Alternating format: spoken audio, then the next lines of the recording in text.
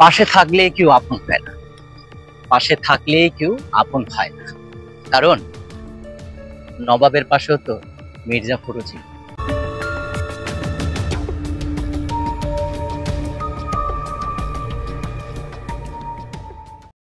কখনো কারো মায়ায় পড়বেন না, কখনো কারো মায়ায় পড়বেন না।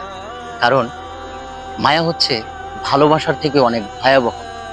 যে মানুষটা ভালোবাসার মোহে পড়ে গোটা পৃথিবী তছনছ করে দিতে প্রস্তুত,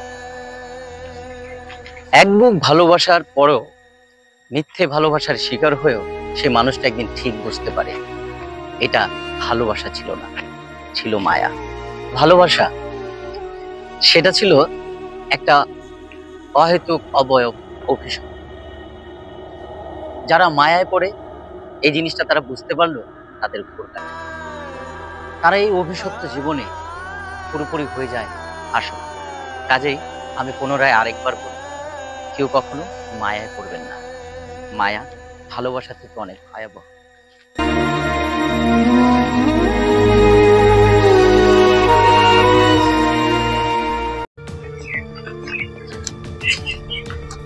ভালোবাসা হোক অথবা ঘৃণা, ভালোবাসা হোক অথবা ঘৃণা, আমার কাছে দুটোই খুব গুরুত্বপূর্ণ এবং মূল্যবান। কারণ যাকে তাকে যেমন ভালোবাসা যায় না, তেমনি ভাবে যাকে তাকে ঘৃণাও করা যায় না। কাউকে খুব বেশি গুরুত্ব দিতে গিয়ে নিজের থেকেও বেশি বিশ্বাস করাটা বোকামি ছাড়ার কিছুই নয়।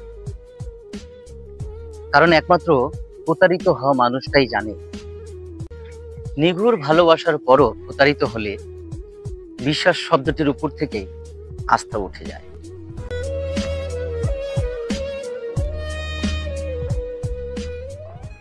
জীবনে যতবার আঘাত পাবেন, ঠিক ততবারই কাছের মানুষগুলোকে চিনতে পারবেন। কারণ দূরের মানুষগুলো আঘাত করলে গায়ে লাগে, মনে লাগে না। তার প্রতি আমার কোনো অভিযোগ নেই, তার প্রতি আমার কোনো অভিযোগ নেই। কেন ভালোবাসলে না, কেন চলে গেলে, কেন কথা রাখলে না, কেন আর ফিরে এলে না? এত কিছু হওয়ার পরও আমি বুঝে গেছি, যদি থাকার হতো তোমার জন্য অজুহাত ধরাটাই যথেষ্ট ছিল। এই হাতটা নয়তো নাই ধরি।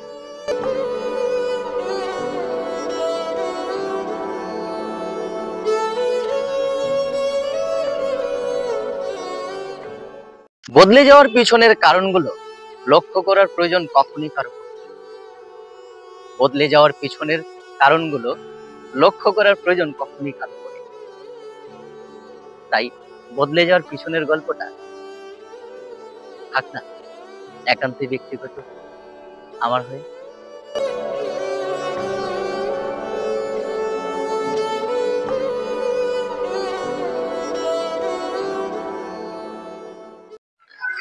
কেউ আপনাকে গলির মোড়ে দাঁড়িয়ে কটু কথা বলেছে, অপমান করেছে, আপনার খুব রাগ হচ্ছে, এই রাগকে আপনি সঞ্চয় করুন, সময়ের অপেক্ষা করুন।